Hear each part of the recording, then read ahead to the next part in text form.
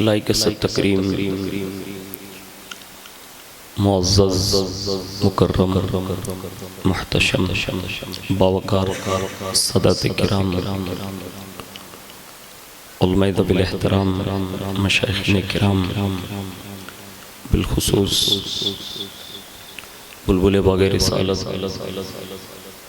مداح رسول فاضل گرامی حضور سید سرکار سید محمد ایوب میاں باپو قادری الجیلانی دامت برکاتہم العالیہ و دیگر معزز برادران اسلام، السلام علیکم ورحمۃ اللہ وبرکاتہ۔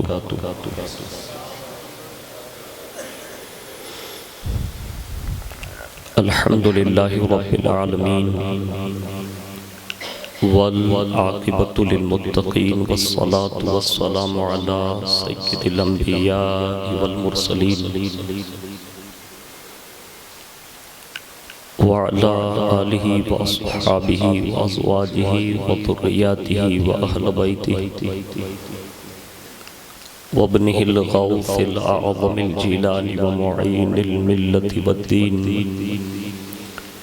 والشیخ الاسلام والمسلمین اعلی الحضرت الامام احمد رضا وعلى عباد اللہ الصالحین اجمعین، اما بعد فاعوذ باللہ من الشیطان الرجیم، بسم اللہ الرحمن الرحیم، قل اللہم مالک الملک تؤتی الملک من تشاء وتنزع الملک ممن تشاء وتعز من تشاء وتذل من تشاء بیدک الخیر انک علی کل شیء قدیر۔ صدق اللہ مولانا العظیم وبلغنا رسولہ النبی الامین المختار الکریم ونحن على ذلك لمن الشاہدین والشاکرین والحمد للہ رب العالمین۔ آئیے سب سے پہلے مذہب اہل سنت والجماعت یعنی کہ مسلک اعلی حضرت کے قدیم دستور کے مطابق ہم سب کے آقا و مولا حضور سیدنا محمد الرسول اللہ صلی اللہ تعالیٰ علیہ وآلہ وسلم کی بارگاہ پر نور میں جی لگا کر درود پاک کی نظریں پیش کر لیں۔ اللہم صلی وسلم وبارک علی سیدنا مولانا محمد النبی القدر العظیم الجاہ وعلی آلہ وصحابہ وبارک وسلم۔ نبی اور آل نبی پر ایک بار اور والہانہ انداز میں درود شریف پڑھ لیں۔ اللہم صلی علی سیدنا و مولانا محمد معدن الجود والکرم وعلی آلہ وصحابہ وبارک وسلم۔ صلاۃ و سلام علیک یا رسول اللہ صلی اللہ تعالیٰ علیہ وآلہ وسلم۔ حصول برکت کے لیے ایک بار پورا مجمع دل کی گہرائیوں کے ساتھ درود شریف پڑھیں۔ اللہم صلی وسلم وبارک علی سیدنا مولانا محمد النبی الامی الحبیب العالی القدر العظیم الجاہ وعلی آلہ وصحابہ وبارک وسلم۔ صلاۃ و سلام علیک یا رسول اللہ صلی اللہ تعالیٰ علیہ وآلہ وسلم۔ اللہ رب العزت کی توفیق سے اور اس کے پیارے محبوب صلی اللہ تعالیٰ علیہ وآلہ وسلم کے صدق و طفیل بالخصوص نگاہ غوثیت معاب رضی اللہ تعالیٰ عنہ کے توسل سے حضرت سیدنا سید شاہ بابا رحمۃ اللہ تعالیٰ علیہ کے دربار میں ہم اور آپ جشن غوث العظم دستگیر کے 9ویں جلسے میں ہم اور آپ حاضری کی سعادت حاصل کر رہے ہیں۔ اللہ تبارک و تعالی ان ذات والا صفات کے صدقے میں ہم سب کی حاضری کو قبول فرمائیں اور اس حاضری کو مدینۃ الرسول کی حاضری کا سبب بنائیں۔ امام عشق محبت اعلیٰ حضرت عظیم البرکت جدید دین و ملت الشاہ امام احمد رضا خان فاضل بریلوی علیہ رحمت و رضوان بڑے ہی پیارے انداز میں دربار قادریت میں اپنا خراج پیش کرتے ہوئے عرض گزار ہیں، اور وہ یوں عرض کرتے ہیں کہ تیرا ذرہ مہ کامل ہے یا غوث، تیرا ذرہ مہ کامل ہے یا غوث، تیرا قطرہ یم سائل ہے یا غوث، تیرا قطرہ یم سائل ہے یا غوث، اور کوئی سالک ہے یا واصل ہے یا غوث، کوئی سالک ہے یا واصل ہے یا غوث، وہ کچھ بھی ہو تیرا سائل ہے یا غوث، وہ کچھ بھی ہو تیرا سائل ہے یا غوث۔ اور آگے بڑھ کر عرض کرتے ہیں کہ عرش جسے عرش دوم کہتے ہیں، جسے عرش دوم کہتے ہیں افلاک، جسے عرش دوم کہتے ہیں افلاک، وہ تیری کرسی منزل ہے یا غوث، وہ تیری کرسی منزل ہے یا غوث۔ اور محبت غوث اعظم میں فنا ہو کر یوں عرض کرتے ہیں کہ تو اپنے وقت کا صدیق اکبر، تو اپنے وقت کا صدیق اکبر، غنی و حیدر و عادل ہے یا غوث، تو اپنے وقت کا صدیق اکبر، غنی و حیدر و عادل ہے یا غوث۔ اور ولی کیا مرسل آئیں، ولی کیا مرسل آئیں، خود حضور آئیں، ولی کیا مرسل آئیں، خود حضور آئیں، وہ تیری واز کی محفل ہے یا غوث، وہ تیری واز کی محفل ہے یا غوث۔ اور جس سے مانگے نہ پائیں جاہ والے، جس سے مانگیں نہ پائیں جاہ والے، وہ بن مانگے تجھے حاصل ہے یا غوث، وہ بن مانگے تجھے حاصل ہے یا غوث۔ اور فیوز عالم امی سے تجھ پر، فیوز عالم امی سے تجھ پر، عیاں ماضی و مستقبل ہے یا غوث، عیاں ماضی و مستقبل ہے یا غوث۔ اور پھر کہا جو کرنوں سیر میں عارف نہ پائیں، جو کرنوں سیر میں عارف نہ پائیں، وہ تیری پہلی منزل ہے یا غوث، وہ تیری پہلی منزل ہے یا غوث۔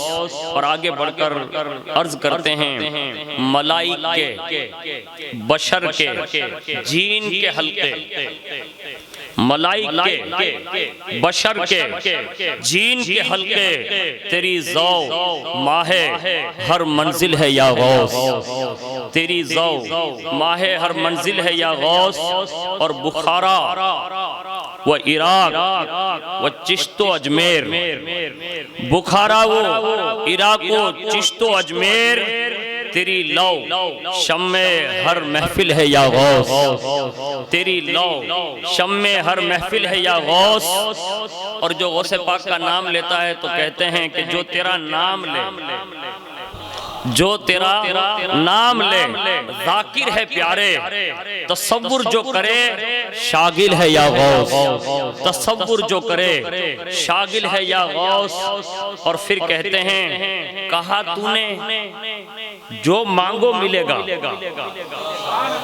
غوث پاک فرماتے ہیں، اعلیٰ حضرت کہتے ہیں کہ غوث پاک نے یوں کہا تو نے کہ جو مانگو ملے گا، رضا تجھ سے تیرا سائل ہے یا غوث، رضا تجھ سے تیرا سائل ہے یا غوث۔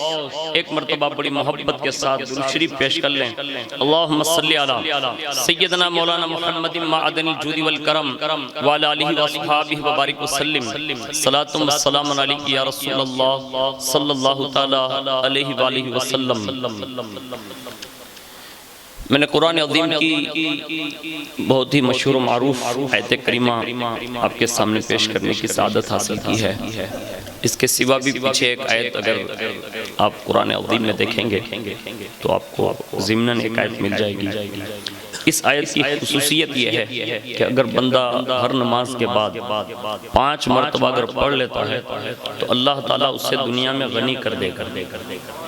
یہ بہت بڑی آیت ہے، ہمارے یہاں بزرگوں کے عاملین کے یہاں اس کو بطور وظیفہ پڑھا جاتا ہے۔ میں نے اس آیت کریمہ کا ایک حصہ آپ کے سامنے تلاوت کرنے کا شرف حاصل کیا۔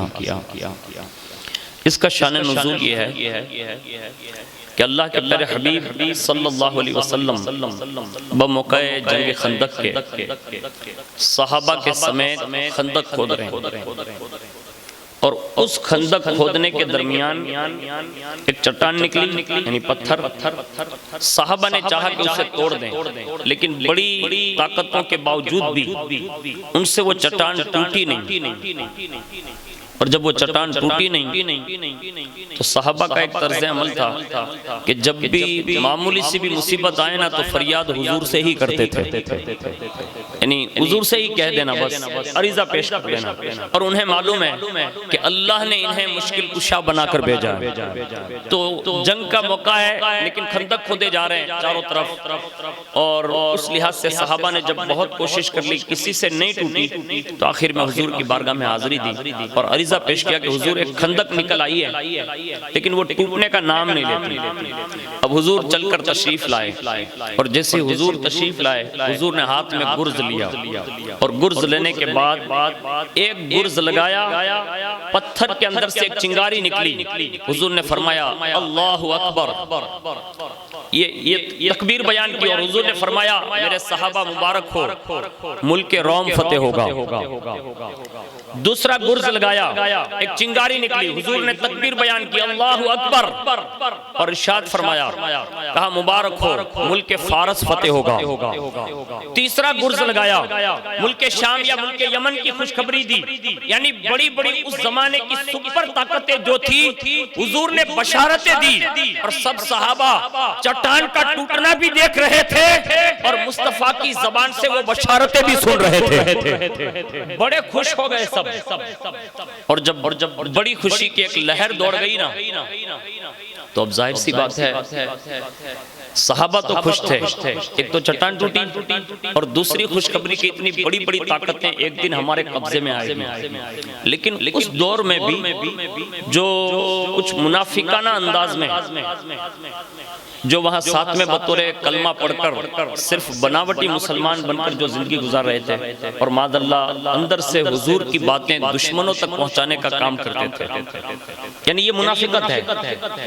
اب جیسے ہی ان لوگوں نے یہ سنا نا تو آپس میں ان لوگوں نے ہنسی اڑائی اور آپس میں کہنے لگے، کہا کھانے کے لیے تو ایک وقت کا کھانا نہیں، پیٹ پر سب کے 2-2 3-3 پتھر بندھے ہوئے ہیں، اور ملک روم اور ملک فارس اور یمن کے خواب دیکھ رہے ہیں، یعنی یہ فتح ہوگی، یہاں تو کھانے کے لیے نہیں ہے، لڑنے کے لیے جنگ کے لیے اوزار نہیں ہے، اور یہ تو بڑے بڑے خواب دیکھ رہے ہیں۔ یہ آپس میں منافقوں نے آپس میں چرچا پیش کی، اور یہ چرچا آہستہ آہستہ آہستہ آہستہ صحابہ کے کانوں میں ٹکرائی، اور صحابہ نے جب سنا نا تو دل میں رنج ہوا، اور یہ رنج کی تسلی کے لیے حضور کی بارگاہ میں حاضر ہوئے، اور جیسے ہی حضور کی بارگاہ میں حاضر ہوئے ابھی محبوب کے کانوں سے یہ بات ٹکرائی، اتنے میں قدرت نے فیصلہ کر لیا۔ قدرت نے محبوب کے کانوں میں یہ بات آنے کے بعد فیصلہ کر لیا، کہا میرا محبوب جو کہتا ہے وہ ہو کر رہنے ہی والا ہے، لیکن جو یہ کہتے ہیں اور صحابہ کو تکلیف دیتے ہیں، میرے محبوب کو تکلیف پہنچاتے ہیں، تو ان تکلیفوں کو دور کرنے کے لیے، ان کو تسلی دینے کے لیے جبریل علیہ السلام سے کہا جبریل جا سلام بھی کہنا اور میرا یہ پیغام بھی کہنا، قل اللہم مالک الملک تؤتی الملک من تشاء وتنزع الملک ممن تشاء وتعز من تشاء وتذل من تشاء بیدک الخیر۔ محبوب آپ یوں کہیے اللہ تو ہی ملک کا بادشاہ ہے، تو جسے چاہے اسے ملک عطا فرما دے، تو جسے چاہے اسے ملک چھین لے، تو جسے چاہے اسے عزت کا تاج پہنا دے اور تو جسے چاہے اسے ذلیل و رسوا کر دے. ساری بھلائیاں اور قدرتیں یہ تیرے ہی دست قدرت میں ہیں. جبریل آ کر یہ پیغام سنا گئے, حضور نے صحابہ کو سنایا, لیکن یہاں سے یہ حضور کو تسلی ملی, حضور کے غلاموں کو تسلی ملی, اور اس آیت کی ضمن میں آج کے مسلمانوں کو بھی تسلی مل رہی ہے. ہاں ہمارے یہاں یہ جو عالم ہے نا وہ 3 لوگوں کی بنیاد پر چلتا ہے. ہاں نظام جو ہوتا ہے نظام, ایک تو ظاہری حکمراں, ایک ظاہری علوم کے علماء اور مفتیان نظام, اور تیسری جماعت ہوتی ہے جس کو ہم اولیاء کرام کہتے ہیں.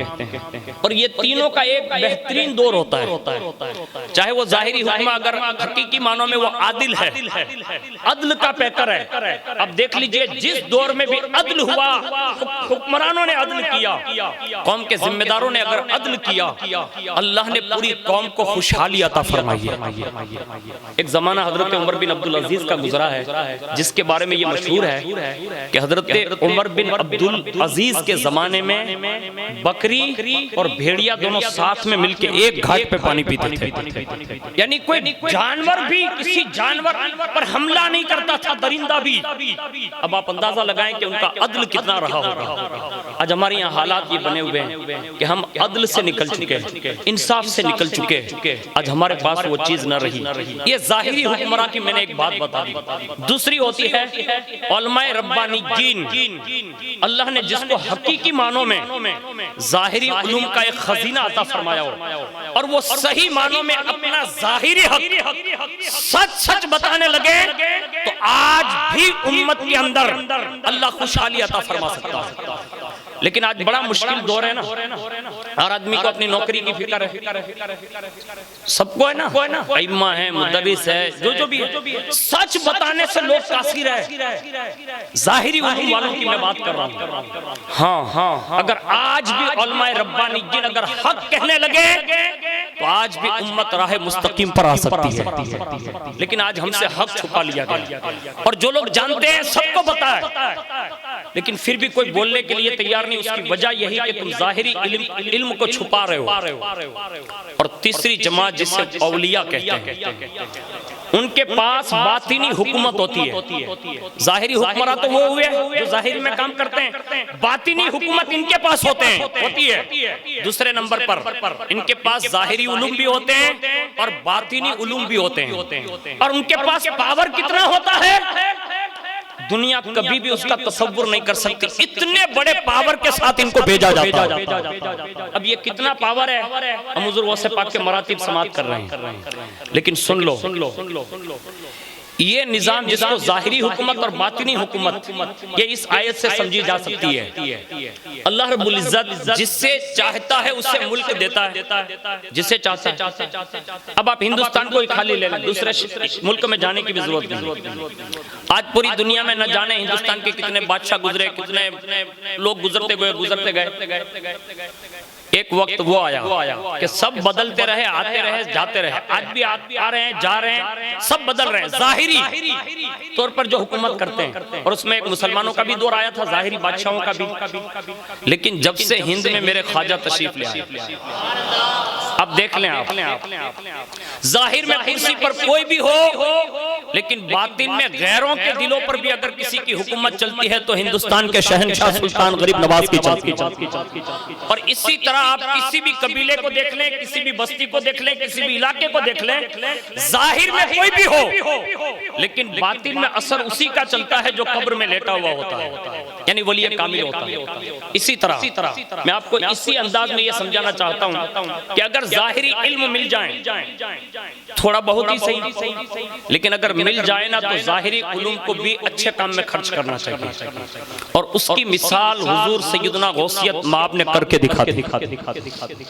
ہاں میں نے کل کی بات ولادت تک بات عرض کی تھی.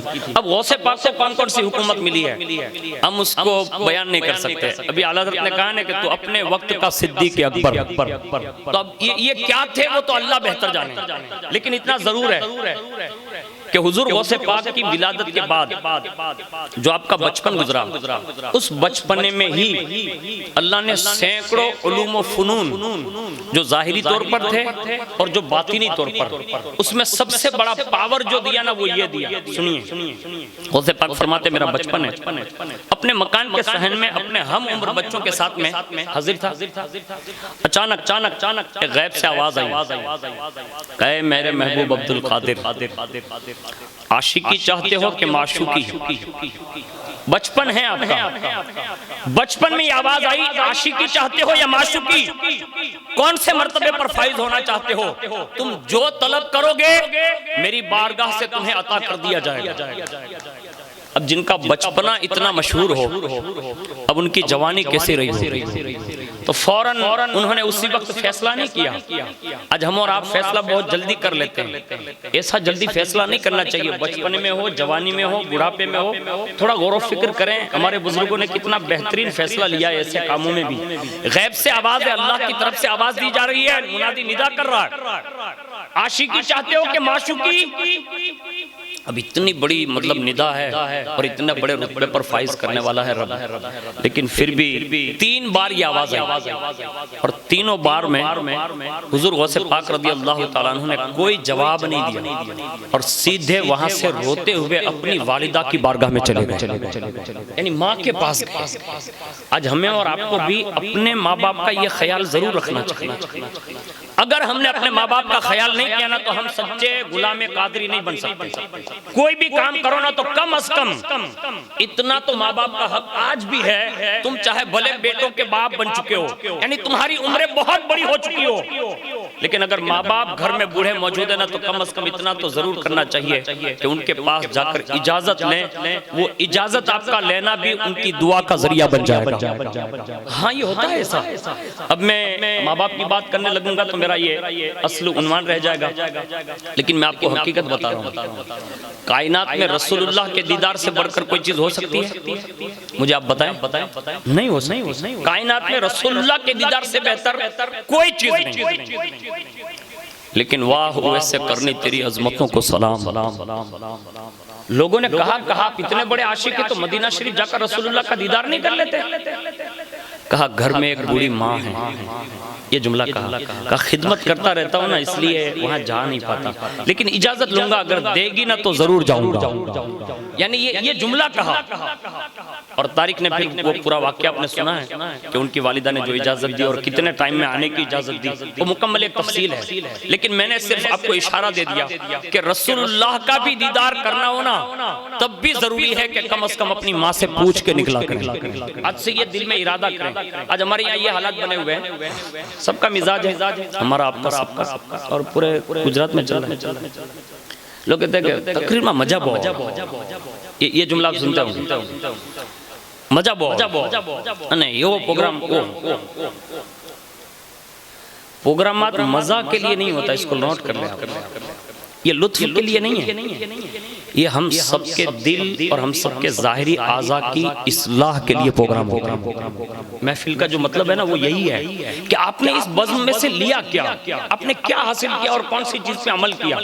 ورنہ اگر تقریریں اگر آپ کو سننی ہو نا تو اتنے بڑے بڑے نذرانے دے کر ہم سب کو جو بلایا جاتا ہے نا وہ بلانے کی بھی ضرورت نہیں ہے. آپ کے 555 کا جو ریچارج ہے نا یوٹیوب کے لیے، اس کو خالی آپ انگلی دبائیے، دنیا کے کسی بھی خطیب کو آپ گھر بیٹھے بھی سن سکتے ہیں کہ نہیں سن سکتے؟ ارے مزہ ہی لینے کے لیے تو یہ بھی سنا جا سکتا ہے، مزہ کے لیے نہیں ہے. زندگی میں کسی محفل میں بیٹھ جاؤ تو کم از کم کسی نہ کسی ایک عمل کی نیت کر لو.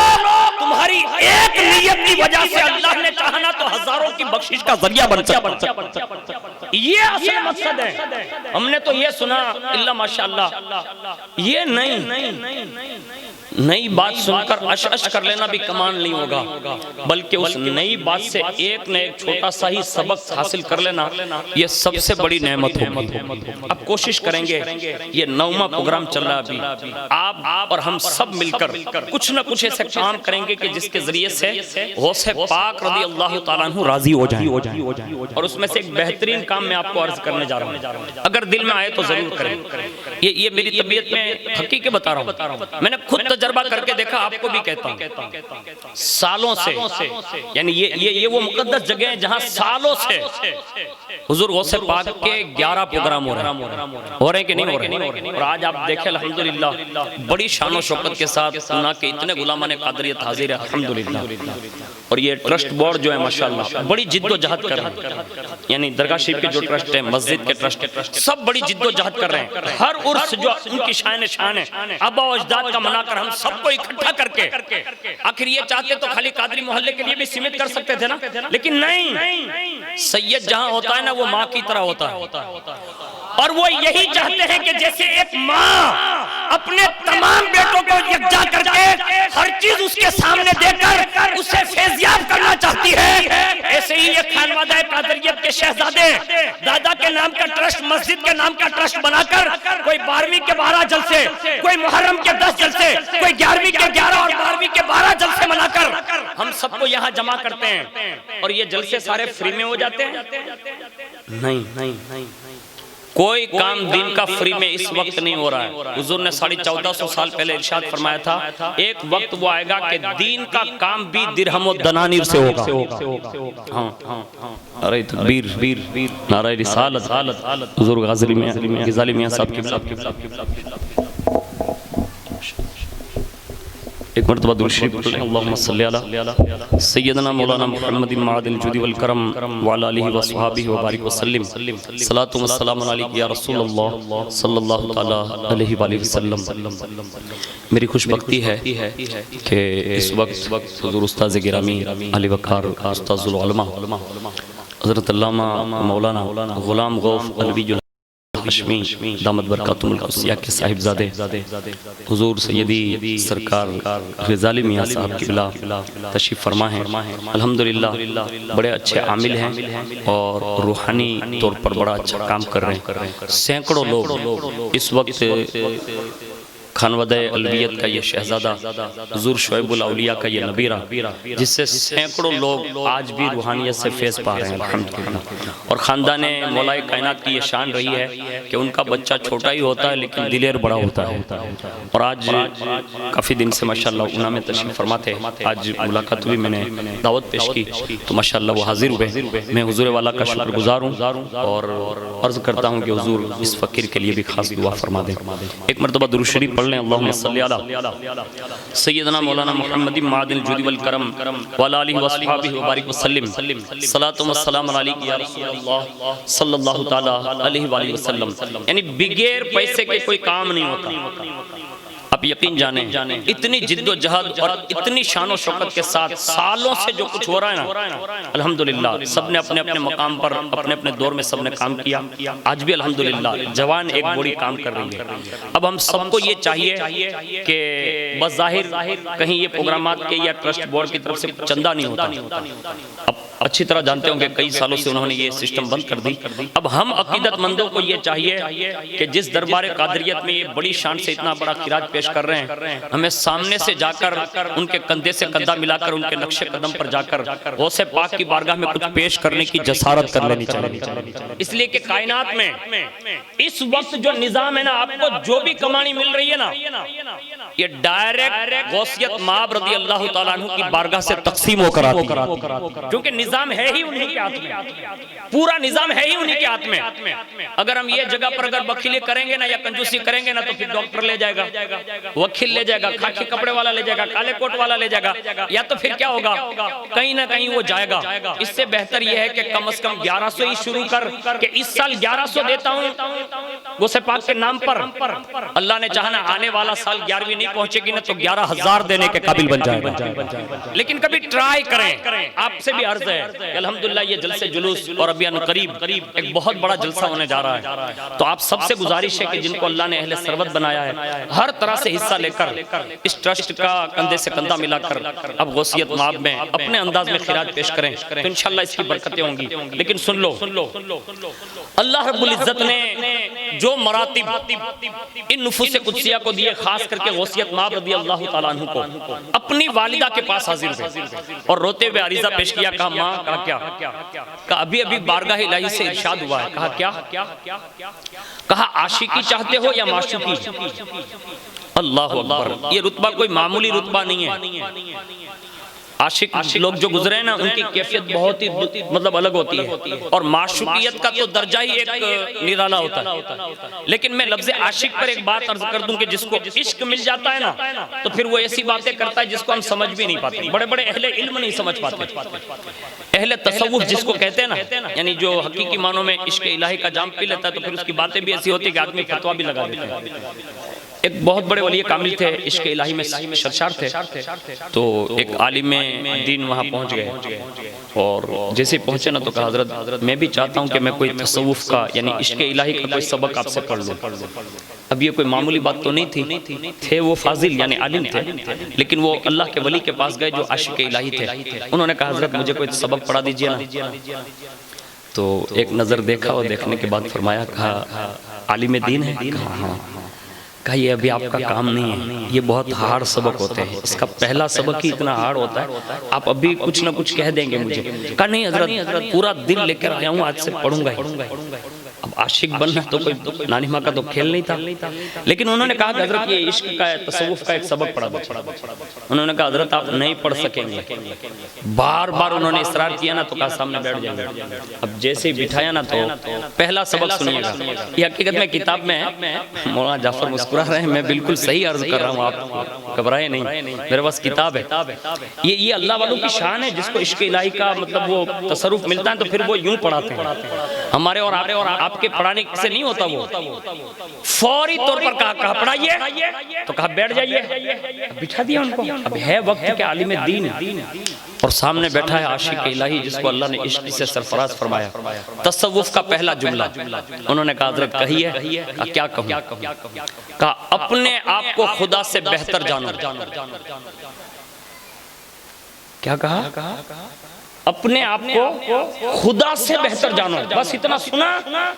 اب عالم ہوتا ہے. کہا استغفر اللہ، لا حول ولا قوت الا باللہ العلی العظیم. آپ نے تو کفر والا جملہ کہہ دیا. اپنے آپ کو اللہ سے بہتر جانے، اللہ تو سب سے بہتر ہے.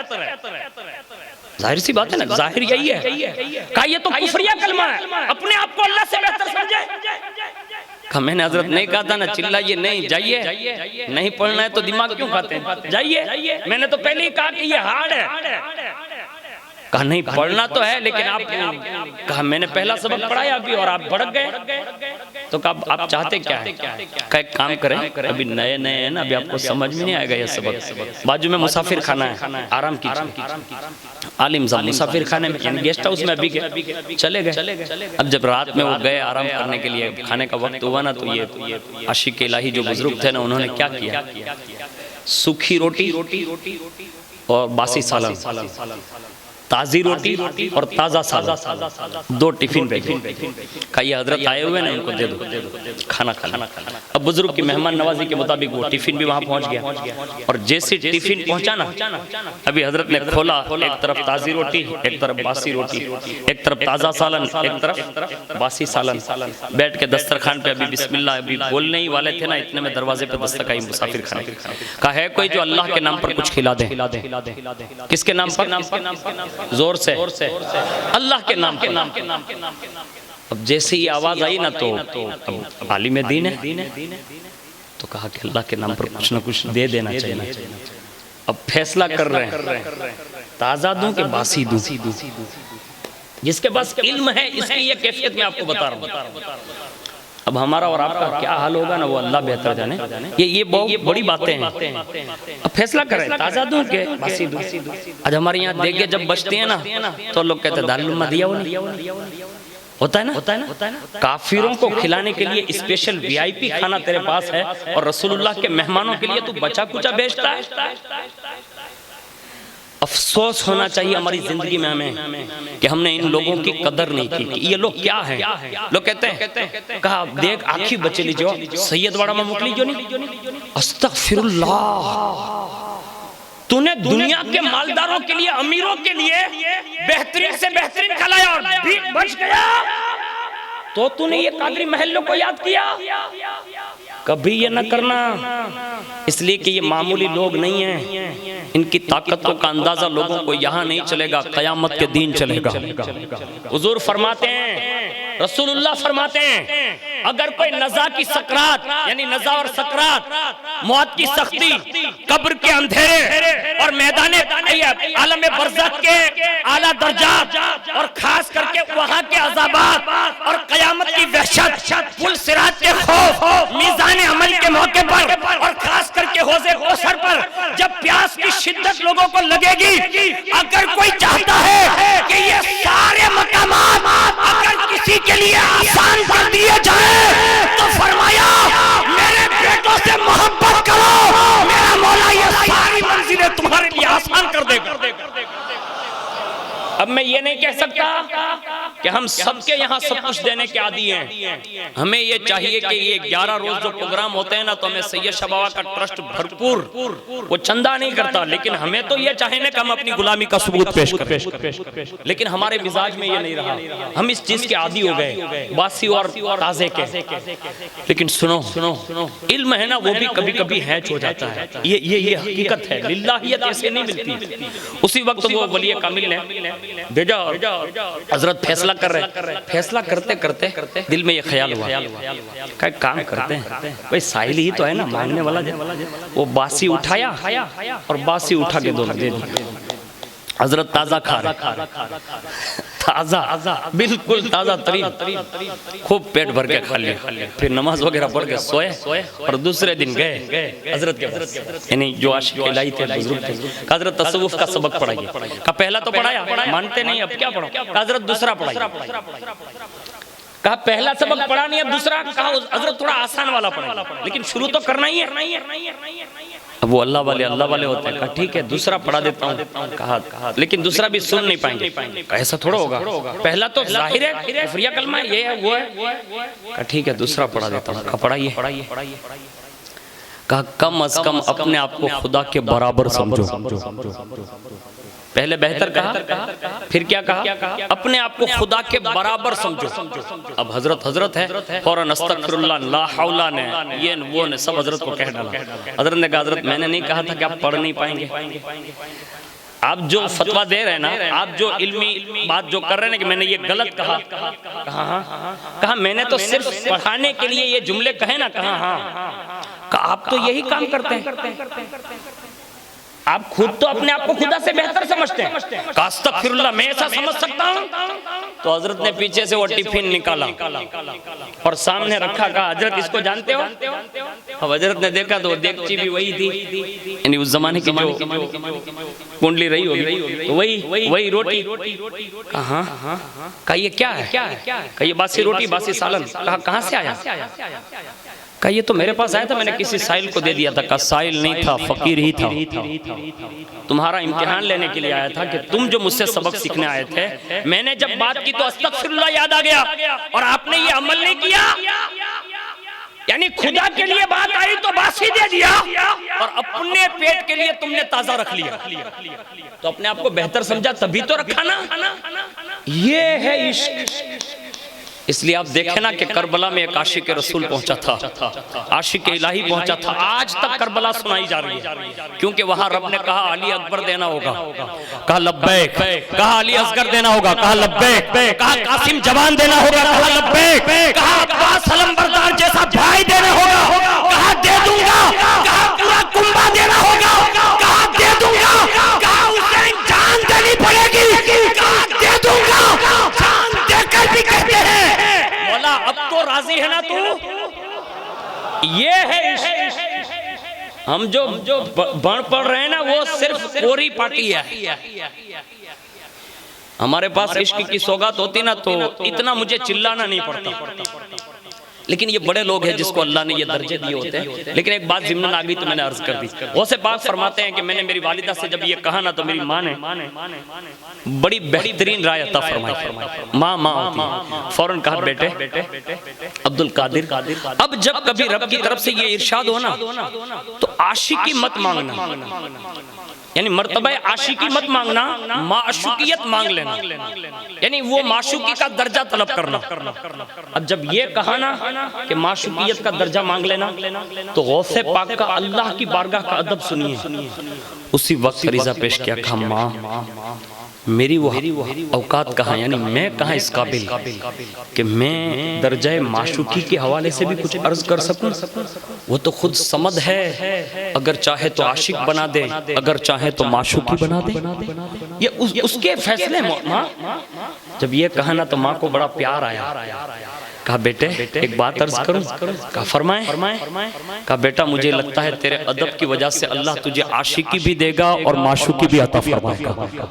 یہ ماں کے ابھی الفاظ پورے ہوئے مورخ لکھتا ہے کہ اسی وقت غیب سے ندا آئی، اے محبوب سبحانی سید عبد القادر جیلانی سنو، بارگاہ رب سے آپ کو مرتبہ عاشقی بھی دیا گیا اور مرتبہ معشوقی بھی عطا کر دیا گیا۔ اللہ نے تمہیں دونوں رتبے عطا کر دیے۔ یہ دونوں رتبے حضور غوث پاک رضی اللہ تعالیٰ عنہ کو بچپن میں ہی عطا کر دیے۔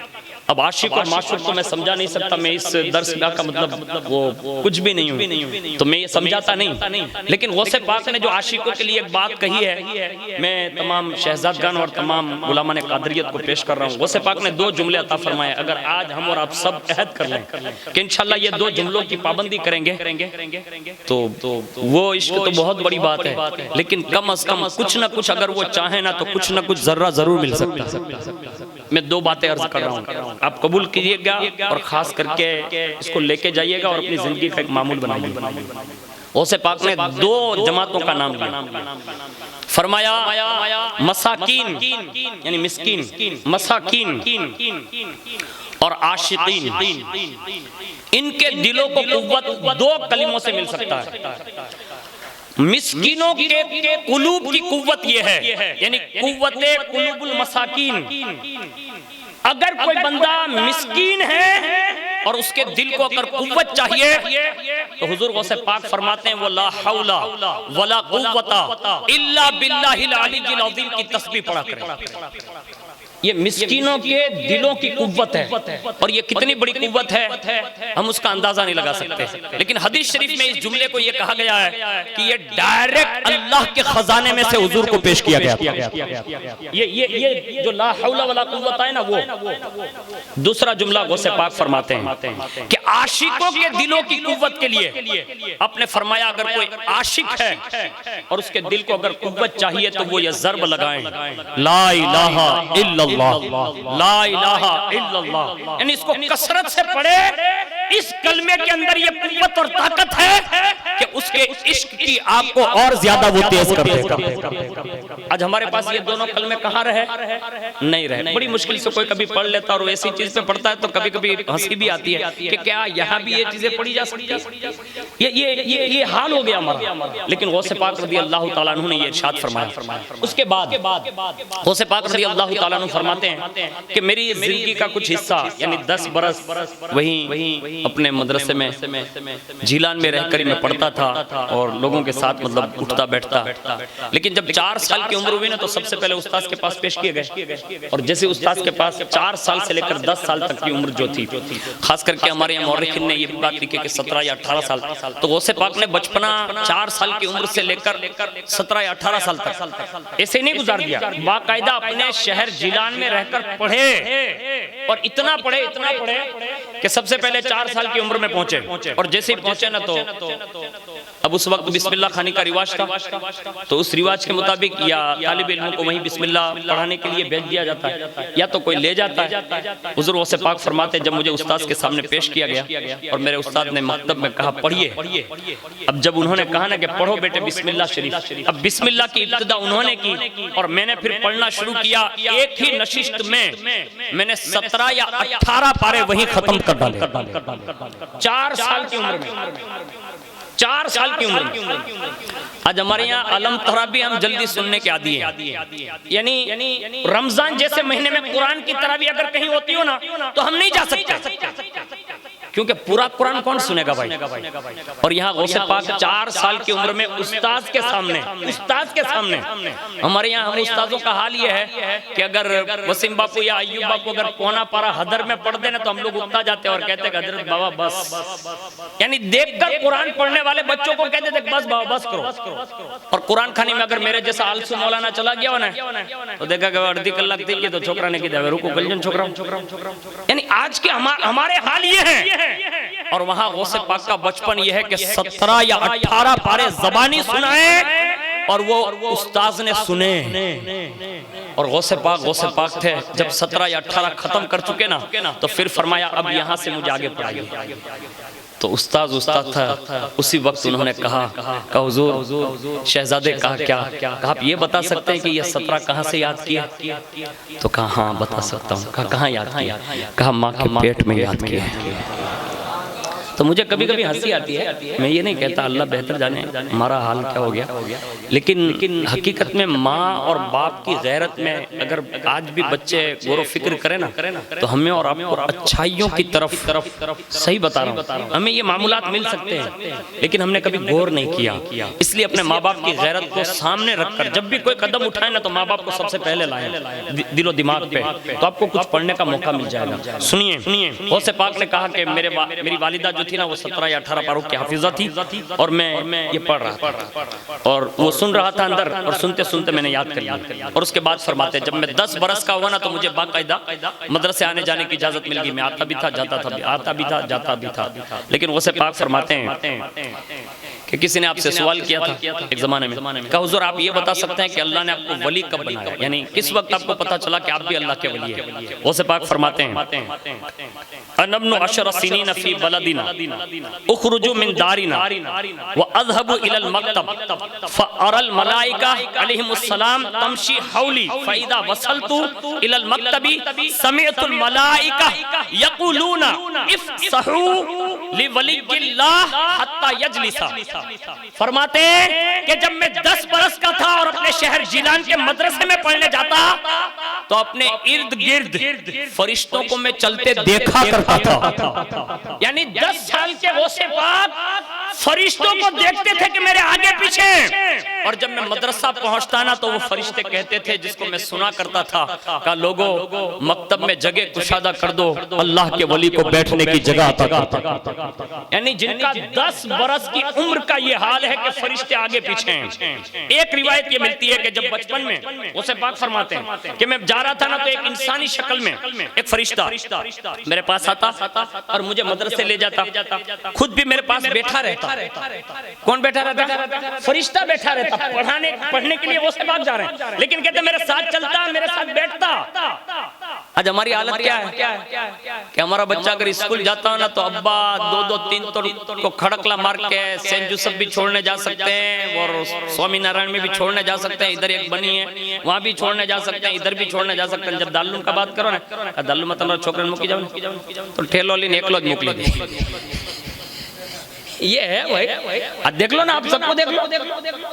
یہ ماں باپ کی کمزوریاں ہیں. غوث پاک رضی اللہ تعالیٰ عنہ فرماتے ہیں اللہ نے جو فرشتہ مقرر کیا تھا نا وہ میرے والد کا کام کیا کرتا تھا. یعنی یہ اللہ نے مقرر کر دیا تھا. اور جیسے وہ آتا میرے ساتھ بیٹھتا، پھر کہتے ہیں کہ جب میں پڑھ لیتا نا تو پھر یہی فرشتہ مجھے باقاعدہ چھوڑنے بھی آتا. فرماتے ہیں کہ ایک روز یہ فرشتہ جب میرے ساتھ چل رہا تھا تو میں نے اسے پوچھا کہ آپ کون ہیں؟ تو اس فرشتے نے کہا انا ملک من الملائکہ علیہم السلام، میں ملائکہ میں سے ایک ملک یعنی فرشتہ ہوں. کہا تمہیں کس نے بھیجا؟ تو فرشتہ کہتا ارسلنی اللہ تعالی اکون معک ما دمت فی المکتب، یعنی میں وہ فرشتہ ہوں مجھے اللہ نے بھیجا ہے کہ میں آپ کو مدرسے میں لے بھی جاؤں چھوڑ بھی جاؤں اور جب تک آپ پڑھائی کریں میں آپ کے ساتھ ساتھ مدرسے میں بھی رہوں. یعنی غوث پاک کے پڑھنے کی یہ شان تھی کہ انہیں باقاعدہ فرشتوں کے ساتھ رکھا جاتا. ایک روایت یہ ملتی ہے، میں نے 2 روایت سنا، تیسری روایت سنا ہے. غوث پاک فرماتے ہیں کہ ایک روز میرے قریب سے ایک شخص گزرا جس کو میں بالکل نہیں جانتا تھا، لیکن انہوں نے جب فرشتوں کو دیکھا نا تو میں نے یہ کہتے سنا، فرشتوں کو یہ کہتے سنا جب وہ بندہ گزرا نا مکتب کے طالب علموں کو کشادہ ہو جاؤ. اللہ کا ولی بیٹھ جائے جب یہ آواز فرشتہ لگاتا تھا تو انہوں نے اس فرشتے سے پوچھا، کنہوں نے؟ وہ بزرگ نے جس کو غوث پاک فرماتے میں نے کبھی اس کو دیکھا نہیں تھا، لیکن وہ فرشتے سے پوچھتا ہے من ھذا، یعنی ما ھذا الصبی، یہ کس کا بچہ، یہ کہاں کا بچہ، کون ہے؟ جب یہ پوچھا نا کہ ما ھذا الصبی، یہ لڑکا کس کا ہے، تو فرشتے نے کیا پیارا جواب دیا، یعنی یہ پہچان کرانے کی ضرورت ہے۔ ہاں، اپنی قوم کے، اپنے سماج کے بچے اگر پڑھے لکھے ہیں ان کا تعارف کراؤ تاکہ لوگ زیادہ سے زیادہ فائدہ اٹھا سکیں، اس لیے کہ یہ کرانے سے بڑی نعمتیں ملتی ہیں۔ سنیں، فرشتہ ہو کر یہ کہتا ہے ھذا من بیت الاشراف، یہ سادات گھرانے کا بیٹا ہے، یعنی یہ بچہ جو ہے نا وہ خانوادہ رسول کا بیٹا ہے، یہ بچہ کوئی معمولی نہیں ہے۔ تو انہوں نے فرمایا فرشتے سے، انہوں نے فرمایا، کنہوں نے؟ وہ بزرگ نے فرشتے سے کہا، تو کیا جملہ کہا؟ سَيَكُونُ لَهُ شَانٌ عَظِيمٌ، کہا میں یہ دیکھ رہا ہوں، کسے کہتے ہیں؟ فرشتے سے کہا میں یہ دیکھ رہا ہوں کہ ان قریب یہ لڑکا بڑی شان کا مالک ہوگا، یعنی وہ بزرگ جو تھے نا وہ غوث پاک فرماتے کہ میں پہچانتا نہیں تھا، لیکن انہوں نے یہ فرشتے سے کہا، اور حضور غوث پاک فرماتے ہیں کہ پھر اس کے بعد میں نے اسی بزرگ کو 40 سال کے بعد پہچانا کہ وہ کوئی عام بندہ جیلان کا نہیں تھا، وہ تو اپنے زمانے کا ابدال وقت تھا، جو فرشتے سے باتیں کر کے میرا تعارف پوچھ رہا تھا اور میرا تعارف کرا رہا تھا۔ اور جب 18 سال کی عمر ہوئی نا تو آپ فرماتے ہیں کہ پھر مجھ سے رہا نہیں گیا، اتنا سب کچھ علم تو حاصل کر لیا تھا پھر بھی نہ رہا گیا، میں نے یہ دل میں ارادہ کیا اور اس کی وجہ یہ بنی۔ غوث پاک فرماتے ہیں کہ میں ایک مرتبہ جنگل کی طرف کبھی چلا گیا، بقرہ عید کا مہینہ تھا، اور فرماتے ہیں کہ 9 ذی الحجہ تھی جس دن حاجی لوگ فریضہ حج ادا کرتے ہیں۔ میں ایک کسان کے بیل کے پیچھے پیچھے چلنے لگا تو اس کسان کے بیل نے،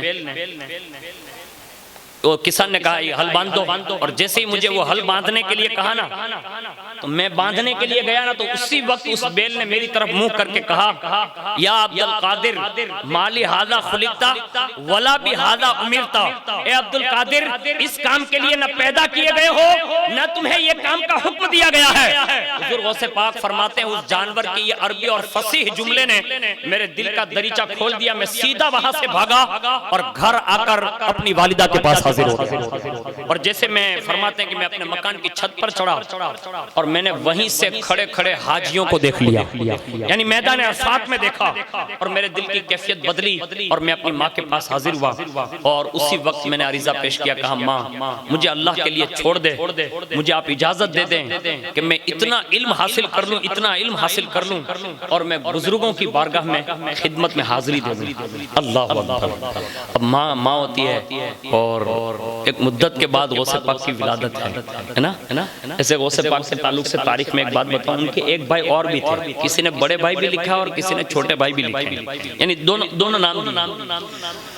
تو حضور غوث پاک نے جب یہ اپنی والدہ کی بارگاہ میں عریضہ پیش کیا نا تو ماں سمجھ گئی کہ مجھے جو بشارتیں ملی ہے نا یہ اب اس منزل کا مسافر بننے جا رہا ہے، یعنی انہوں نے اجازت دی۔ آج ہمارے یہاں پڑھنے کے لیے کوئی اجازت نہیں دیتا الا ماشاءاللہ، لیکن پڑھنے کی بات آئے تو ہم سب بچوں کو بھیجتے ہیں۔ میں پڑھانے کا مخالف نہیں ہوں، ہمارے یہاں بھی الحمدللہ آپ اسکول دیکھ رہے ہیں، یہ میں اسی مطلب ٹرسٹ کا ایک چھوٹا سا ادنا سا خادم ہوں اسی جگہ کا، تو یہ نہ سمجھے کہ میں اسکولوں کا ویرودھی ہوں، نہیں، ہاں اسکول پڑھائیے لیکن پہلے اپنا دین بھی تو پڑھائیے نا یار، یعنی اگر بچہ دیندار ہوگا تو فائدہ کتنا ملے گا معلوم ہے؟ ایک بوڑھا باپ بیان کرتا ہے کہ میرے بیٹوں کو میں نے اتنا پڑھایا، پڑھانے کا مطلب انگلش اور یہ جو زمانے میں چلتی وہ سب پڑھایا، یعنی ایجوکیشن دلایا، اور بیٹے میرے جرنیل کی منزلوں پر پہنچ گئے، یعنی بڑے بڑے صاحب بن گئے، اور میرے بیٹوں نے آ کر بڑی سندہ لے لی تو آ گئے اور کہا میں نوکری دوسری جگہ پر ملی ہے، کہا پھر کہا ایک کام کریں حضور، ابا حضور سے کہا ایک کام کریں، کہا کیا؟ کہا کہ ہم یہ دیہات میں نہیں رہیں گے، کہا کیوں؟ کہا اب تو ہمیں بڑی نوکریاں مل گئی حضور، اب ہم لوگ جو ہے نا بڑے شہر میں رہیں گے، سٹی میں۔ اب باپ بھی خوش ہو گیا بیچارہ، لے کے چلنے لگا، اب وہاں جا کر انہوں نے بڑا سب خریدا بریدا اور ماں باپ کو لے کر چلے گئے۔ اب جب لے کے بچے چلے گئے نا تو باپ بھی بڑا خوش تھا، بیٹے بھی خوش تھے۔ اچانک ان صاحبوں کے دوست لوگ ملنے آ گئے، اور جیسے ملنے آئے نا تو خادم نے آ کر کہا، یعنی صاحب تھے تو خادم بھی تھے، تو خادم نے آ کر کہا کہا کہ تمہارے بیٹے کے دوست لوگ آئے، تمہارے بیٹے کے دوست لوگ آئے۔ اب باپ کو بڑی خوشی ہوئی کہ میرے بیٹے اتنے بڑے صاحب بن گئے کہ ان کے دوست صاحب لوگ ملنے بھی آ گئے۔ تو خادم سے کہا آج پانی تو نہیں لے جائے گا، ذوق سے میں اس کا باپ ہو کر لے جاؤں گا، یعنی میرے بیٹوں کو یہ پتا چلے کہ ان کے دوستوں کا میں نے جو ہے میزبانی کا حق ادا کیا، اس لیے میں لے جاؤں گا۔ اب بوڑھا باپ، اب صاحب لوگ تو کرسی پر بیٹھے ہوئے تھے، اس کے دوست بھی بیٹھے ہوئے تھے، بوڑھے باپ نے وہ ٹرے لے کر پانی کے چند پیالے اس میں رکھ کر جیسے آگے بڑھانا تو قریب جا کر جیسے ابھی رکھنا چاہتا تھا نا، تو دوستوں نے ان کے بیٹوں سے پوچھا کہ یہ کون ہے؟ وہ دونوں بیٹے جس کو صرف ایجوکیشن پڑھایا تھا، دین نہیں پڑھایا تھا نا، اسی وقت ان دونوں بیٹوں کی زبان کھلی اور انہوں نے یہ کہا یہ ہمارے گھر کا نوکر ہے۔ غور کر لیں آپ، میں کسی سے وہ نہیں کرتا لیکن غور کر لیں آپ، کس نے کہا؟ صاحب بننے والے بیٹوں کی بات کر رہا ہوں جنہوں نے صرف ایجوکیشن سیکھا۔ ہاں ایجوکیشن سیکھیں، دیندار ہیں آپ تو آپ کبھی نہیں تر چھوڑیں گے، لیکن صرف اگر یہ پڑھا تو پھر بندہ بہک سکتا ہے۔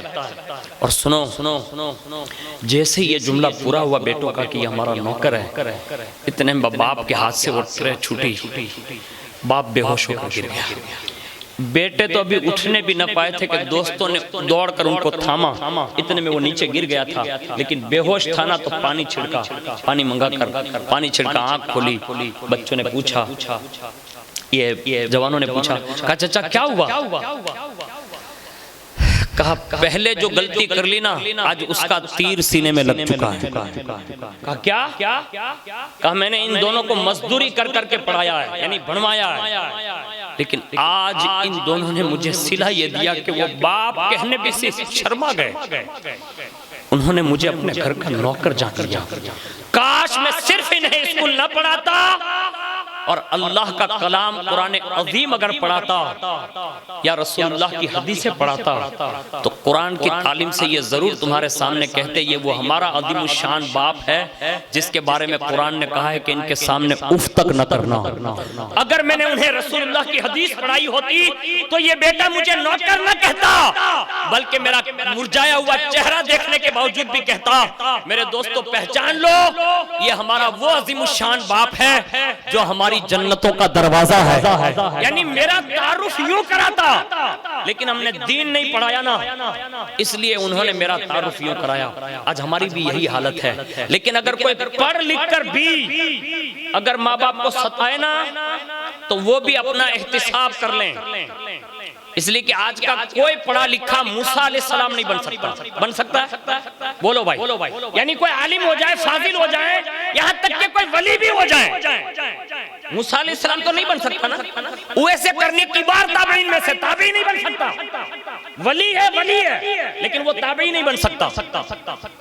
میں آپ سے عرض گزار ہوں موسیٰ کلیم اللہ جیسے پیغمبر جن کو اللہ نے یہ شرف دیا تھا کہ وہ ڈائریکٹ اللہ سے کلام کرتے تھے، اللہ ان سے کلام فرماتا تھا، ان سے بھی ان کی والدہ کے وصال کے بعد کہا موسیٰ سنبھل کے آنا آج تیری والدہ کا وصال ہو چکا ہے۔ اور آج یہاں ہم اور آپ ہیں کہ اپنے والدین کے خلاف ہم پلان کر رہے ہیں، کبھی نہ کرنا۔ اگر کچھ نہیں ہو سکے نا، کچھ نہیں کرتے نا، کم از کم ان کو تکلیف تو نہ دو یار، اتنا تو احساس کر لو۔ ماں باپ جو ہے نا اس کے درجے ہمیں اور آپ کو نہیں معلوم ہے۔ غوث پاک سے آپ پوچھیں،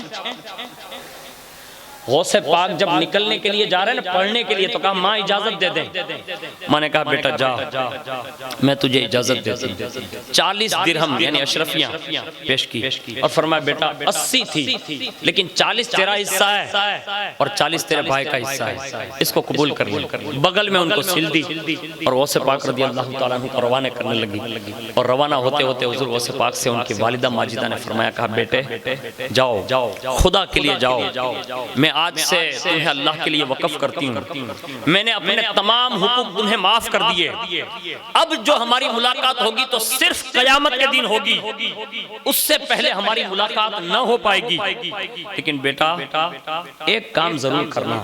کہا کیا؟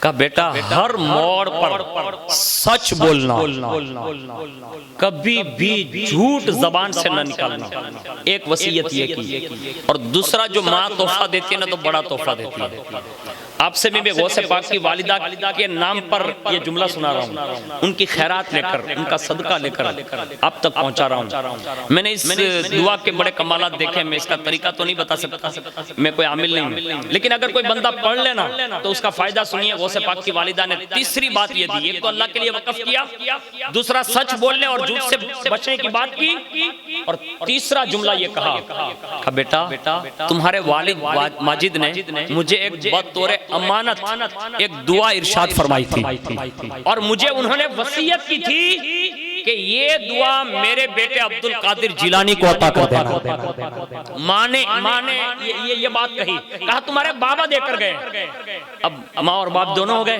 دونوں کا تحفہ ہے۔ ماں نے سنبھال کر اب تک رکھی، اور جب جانے لگے تو کہا بیٹا یہ دعا لیتے جا۔ کہا ماں یہ دعا کیا ہے؟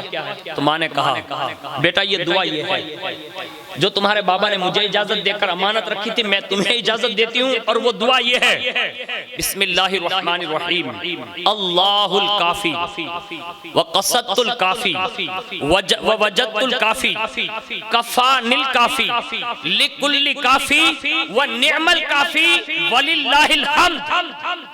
پھر فرمایا نیز وصیت کی کہ بیٹے ہر بلا، ہر مصیبت، ہر مشکل کے وقت یہ دعا پڑھنا، یہ دعا معمولی نہیں ہے، اسی دعا کو دعائے قطب کہتے ہیں، اسی دعا کو دعائے کافی المہمات کہتے ہیں۔ بیٹے جب بھی مصائب آ جائے یہ دعا پڑھا کرنا، اس دعا کی برکت سے اللہ تیری ساری منزلیں آسان فرما دے۔ ماں نے یہ دیا، آج ہماری ماں ہے کیا دے رہی اللہ ماشاءاللہ کچھ نہیں۔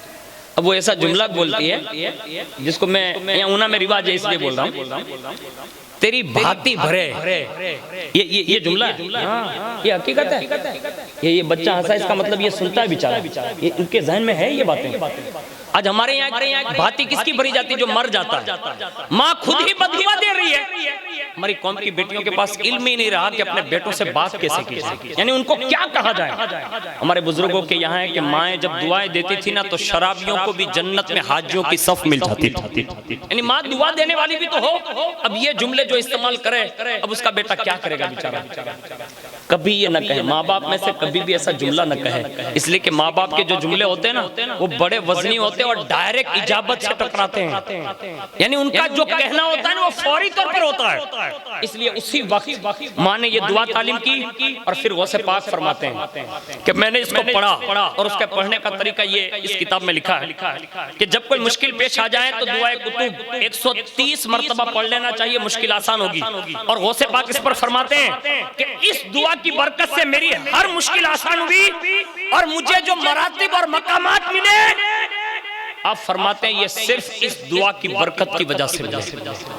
اور آپ فرماتے ہیں ایک جگہ پر کہ جب میں آخری عمر کو پہنچ گیا اور مجھ سے وہ سارے اوراد نہ ہوتے تھے جو وظائف میرے روزمرہ میں داخل تھے، تو میں کوئی وظیفہ نہ کرتا تھا، یہی دعائے قطب پڑھا کرتا تھا، یہی دعائے کافی المہمات پڑھا کرتا تھا، اور اس کی پڑھنے کی برکت یہ ہوتی تھی کہ پھر میری زبان نہ رہی بلکہ لفظ کن کی تلوار بن گئی، میں جو کہتا تھا نا میرا مولا وہ پورا فرما دیتا تھا۔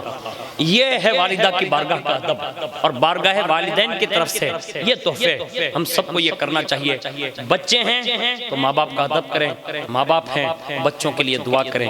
بس یہاں تک میں نے، آپ کا وقت ہو چکا ہے، پھر انشاءاللہ اللہ نے موقع دیا کل میں آگے والا سفر اور کچھ وہ مقامات اور مجاہدات جو غوثیت ماں نے اپنی زندگی میں کیے ہیں کہ اگر اس جگہ پر کوئی پہاڑ بھی ہوتا ہے نا تو وہ ہٹ جاتا۔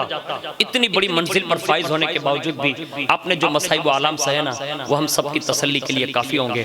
اللہ تعالیٰ سے دعا کریں کہ اللہ تعالیٰ کہیں بھی باتوں پر ہم سب کو عمل کی توفیق عطا فرمائیں، کہنے سننے سے زیادہ اللہ ہم سب کو ان باتوں کو عام کرنے اور دوسروں تک پہنچانے اور ہم سب کو عمل کی توفیق عطا فرمائیں، آمین یا رب العالمین برحمتک یا ارحم الراحمین۔ ایک ضروری اعلان سن لیں، کل رات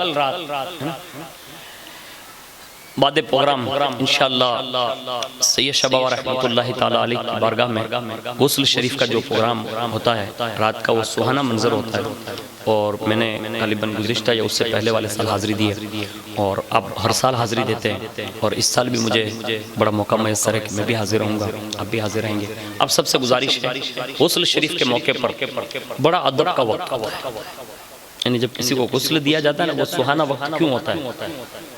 میں آپ کو بتاؤں، جیسے ہمارے یہاں ہم سالانہ فاتحہ دیتے ہیں نا، سالانہ فاتحہ، یعنی گھر پہ کسی کی برسی ہوتی ہے، کتنا سائلنٹ ماحول ہوتا ہے نا۔ اسی طرح جب عرس کی رات ہوتی ہے نا کسی کی، یعنی کسی بزرگ کی، یا پھر کسی بزرگ کے نام پر کسی بزرگ کو اگر غسل دیا جاتا ہے تو اس وقت اتنا سائلنٹ ہونا ضروری ہے کہ اگر سوئی بھی گرے نا تو اس کی بھی آواز آنی چاہیے۔ یہ اس بارگاہ کا ادب ہوتا ہے۔ اگر ہم نے کلام بھی کر لیا نا تو ہمارے کلام کی وجہ سے کبھی کبھی سب کو محروم کر دیا جاتا ہے، یعنی بے ادبی ہے۔ ہاں، اور خاص کر کے اتنا سائلنٹ مطلب رہ کر غسل شریف دیا جاتا ہے۔ یہاں تو حالات یہ بنے ہوئے، اللہ ماشاءاللہ باہر سب بات کر رہے ہیں، کوئی پھاکی کھا رہا ہے، کوئی پان کی پچکاریاں مار رہا ہے، کوئی وہاں بیٹھا۔ یہ غسل شریف ہے؟ نہیں، اس کی اہمیت اتنی بڑی ہے کہ اس وقت جو ان پر رحمت کی برسات ہو رہی ہوتی ہے، اگر ہمیں پتہ چل جاتا نا اللہ کی عزت کی قسم، پوری رات اگر کوئی غسل دیتا رہے نا تو ہم اپنے سروں کو خم کر کے ایسے بیٹھے رہتے ہیں۔ یہ اس بارگاہ کا ادب ہے۔ اگر ہم سمجھ جائیں تو کی بات کر رہا ہوں، ہر بندے کو یہ چاہیے سب سائلنٹ ادب کے ساتھ اس غسل میں شرکت کریں گے، اور آپ جتنے آئے نا اس سے کئی گنا زیادہ تک پورے دین میں اعلان کریں اس کا، کہا کل چل سید شاہ بابا کی بارگاہ میں غسل کا مطلب پانی مل جائے گا، غسل کی تبرکات مل جائیں گے، یعنی یہ اعلان کریں۔ ہو سکتا ہے کسی ایک کو لے آئیں اور ان کی نظر پڑ گئی نا تو ہو سکتا ہے اس کی قسمت تو بنے گی، تیری بھی قسمت بنا دی جائے گی۔ ارے بھائی کسی دوست کے یہاں آپ کسی کو لے جاتے ہیں، چلنے میرا دوست بہت اچھا ہے، تجھے ملاقات کراتا ہوں، یہ کراتا ہوں، وہ کراتا ہوں، وہ کتنا خوش ہوتا ہے جب تعارف کرا جاتا ہے، یہ وہ ہے بلا تشبیہ اور تمثیل۔ جب ان کی بارگاہ میں ان کے دادا کے نام پر لاؤ گے نا تو اندر سے بڑے خوش ہوں گے، اور یہیں بیٹھے بیٹھے کہیں گے یہ فلاں غلام ہے نا آپ کا، کہا یہ فلاں کو بھی لایا ہے میرے دربار میں، آپ ایک نگاہ کرم فرما دیں۔ اور غوث پاک کی جس پر نگاہ کرم پڑ جائے نا تو پھر فرماتے ہیں غوث اعظم کی جس پر نظر پڑ گئی، چور کل تک جو تھا وہ ولی ہو گیا۔ تو یہ نیت کر کے بڑی تعداد میں کل کی رات انشاءاللہ آپ لائیں گے، اور ساتھ ہی ساتھ میں قرآن شریف رات میں ہی، اور اسی مطلب کل کی رات میں انشاءاللہ سید شاہ بابا رحمۃ اللہ تعالی علیہ کے مقدس ہاتھوں سے لکھا ہوا وہ عظیم الشان کلام، یعنی کلام الہی، اس کے ترجمہ اور تفسیر سے جو مزین ہیں اور باقاعدہ کئی رنگوں میں ہیں، اور وہ ہر سال دیدار کرایا جاتا ہے۔ آپ سے بھی گزارش ہے کہ جب تبرکات دکھائے جائے نا تو تبرکات کی ہمارے یہاں بڑی اہمیت ہے، ہم نے اس کو سمجھا نہیں ہے۔ تبرکات کی اہمیت حضرت ابو الحسن خرقانی سے پوچھو۔ جب محمود غزنوی نے جبہ دیا نا، آپ کو جبہ دیا، کہا جاؤ یہ محمود جبہ لے جاؤ، اور جب جبہ دے دیا، اب وہ جب کسی جنگ پہ تھے تو اس وقت جنگ نہیں ہو رہی تھی، تو آخر میں وہ جبہ جو تھا نا اس کو سامنے رکھا اور پھر دعا مانگی، اور جب دعا مانگی نا تو وہ علاقہ فتح ہو گیا، اور جب علاقہ فتح ہوا نا تو رات میں خواب میں ابو الحسن خرقانی آئے اور فرمانے لگے محمود، کہا کیا؟ کہا بس تو نے میرے جبے کی یہی قیمت سمجھی؟ کیا کہا؟ کہا یہ تبرک کی یہی قیمت سمجھی کہ تو نے صرف ایک علاقے کو یعنی ایک قلعہ فتح کرنے کے لیے، ایک جگہ فتح کرنے کے لیے دعا مانگ لی؟ کہا حضور کیا مطلب؟ کہا یہ خرقانی جبہ اتنا قیمتی تھا کہ اگر تو پورے ہندوستان کے لیے دعا کر دیتا نا تو ہر ہندوستانی کافر مسلمان ہو جاتا، یعنی اس کی شان یہ تھی، لیکن تو نے اس کی قیمت نہیں سمجھی۔ میں تو ایک جبے کی بات کر رہا ہوں، اور غوث پاک کے لال نے اپنے ہاتھوں سے کلام الہی جو اللہ کا کلام ہے اور اس کا ترجمہ اور تفسیر لکھی ہے۔ ہم اور آپ کیا کرتے ہیں؟ چمنے دو بس۔ ارے یار یہ چمنے کی چیز نہیں ہے، اس کو سامنے خالی آپ نے دیکھ لیا نا، اس کا ادب اگر ملحوظ رکھ لیا نا تو یہ کلام پاک جو ہے نا وہ قیامت کے دن اللہ اس سے بھی ایک شکل دے گا، اس کی شان شان، حالانکہ یہاں وہ مخلوق نہیں اللہ کا کلام ہی ہے، لیکن قیامت کے دن باقاعدہ وہ شکل بنا کر اللہ کی بارگاہ میں حاضری دے گا اور کہے گا کہ مولا اس نے میرا خیال کیا تھا، آج تو مجھے اس کی شفاعت کی اجازت دے دے۔ یعنی یہ قرآن کی اہمیت ہے۔ کل جب آئیں، جب کلام پاک دیکھنے لگے، ادب کے ساتھ دور کھڑے رہ کر آپ کی جو بھی دل کی دنیا کی جو بھی آخرت کی تمنا ہے نا، وہ ساری دیدار کرتے کرتے، درود شریف پڑھتے پڑھتے یا سورہ فاتحہ سے آتے پڑھتے پڑھتے اب ادب ملحوظ رکھ کر کچھ مانگیے یار۔ اب جو مانگیں گے نا اللہ ان تبرکات کی وجہ سے عطا فرمائے گا۔ اور میں نے سنا ہے، ابھی وہ معاملہ مطلب وہ آ گئے یا نہیں معلوم، لیکن میں نے ایک شہزادے سے سنا کہ ان قریب مولا کائنات کے موئے مبارک بھی آنے والے ہیں۔ حضرت امام حسین یا حضرت امام حسن پاک کے یہ کئی موئے مبارک انشاءاللہ آئیں گے، اور ہماری خوش قسمتی ہے کہ انشاءاللہ تمام موئے مبارک کا ہم دیدار بھی کریں گے۔ ہاں، اور جمعرات کے دن انشاءاللہ صبح صادق سے لے کر عشاء تک حضور سیدنا غوثیت مآب رضی اللہ تعالی عنہ کے موئے مبارک کا دیدار کرایا جائے گا۔ تو آپ تمام احباب سے گزارش ہے کہ بڑی تعداد میں تشریف لائیں، اور تبرکات کی اہمیت میں نے بتا دی۔ اور موئے مبارک کی ایک بات بتا دوں کہ حضرت نظام الدین اولیاء نے اپنے پیر و مرشد کا ایک موئے مبارک جو داڑھی سے نکلا تھا نا بابا فرید کا، وہ اٹھا لیا تھا نا، تو اٹھا کر کہا حضور اجازت ہو تو میں رکھ لوں؟ کہا ٹھیک ہے۔ بابا نظام الدین اولیاء کہتے ہیں کہ جس دن سے میں نے اپنے پیر و مرشد کا وہ بال اٹھا لیا نا، اس دن مجھے جب بھی کوئی مرحلہ پار کرنا ہوتا نا تو میں اسی موئے مبارک یعنی بال مبارک کا واسطہ دیتا تھا، اور میں نے وہ درجات پار کیے اس بال مبارک کی وجہ سے۔ میں کہتا ہوں اگر بابا فرید کا بال مل جائیں تو نظام اتنے مراتب فائز ہو جائیں۔ ہماری خوش نصیبی ہے کہ کل پوری کائنات کے اولیاء جتنے بھی ہیں نا، ان سب کے سلطان الوقت جو ہے نا ان کے موئے مبارک دکھائے جائیں گے۔ اب ان کا ادب ملحوظ رہے گا، اور انشاءاللہ بڑی شان سے انشاءاللہ جمعرات کو دیدار کریں گے، صبح صادق سے لے کر عشاء تک۔ اس میں مرد اور عورتوں کے لیے بھی ہے کہ جمعہ کے دن، اچھا جمعرات کو یہ 2 اسٹیپ میں اپنے پرچہ پڑا ہوگا، اور انشاءاللہ جمعہ کے دن سید شباب کا جو کمپاؤنڈ ہے اس میں انشاءاللہ بڑی تعداد میں انشاءاللہ ایک عظیم الشان جشن غوث الاعظم منایا جائے گا، اور اس میں کچھوچا مقدسہ کے عظیم شہزادے حضور سیدی سرکار پیر طریقت رہبر شریعت گل گلزار اشرفیت داماد حضور غازی ملت حضرت علامہ مولانا سید محمد سلمان اشرف صاحب اشرف الجیلانی تشریف لا رہے ہیں۔ اب تمام احباب سے گزارش ہے کہ بڑی تعداد میں وہاں انشاءاللہ آپ شرکت فرمائیں گے، اور دوسرا یہ ہے کہ مداحان رسول انشاءاللہ انہا کے بھی رہیں گے، اور گاریہ در سے اسپیشل الحمدللہ نعت خواں حضرات آ رہے ہیں۔ اب تمام احباب سے گزارش ہے 10 یا 10:30 بجے سے پہلے انشاءاللہ ہم سب حاضری دے دیں گے، اور بڑی شان سے ایک جلسہ جلوس جو بھی رکھیں گے تو بڑی شان سے انشاءاللہ وقت مقررہ پہ جاری بھی کر دیں گے، اور انشاءاللہ وقت مقررہ پر انشاءاللہ ختم بھی ہوگا۔ اب تمام احباب سے امید رکھ سکتا ہوں کہ انشاءاللہ جمعہ کے دن بھی آئیں گے۔ ہاتھوں کو اٹھا دے یار محبت کی خاطر، ماشاءاللہ۔ اب تمام احباب سے گزارش ہے کہ آپ بھی آئیں، اپنے دوستوں کو بھی لائیں، بڑی تعداد میں آئیں انشاءاللہ۔ اللہ نے چاہا تو جمعہ کی برکتیں اور غوث پاک کی برکتیں، اور 12ویں رات ہے تو 12ویں والے سرکار کی بھی برکتیں پائیں گے۔ السلام علیکم۔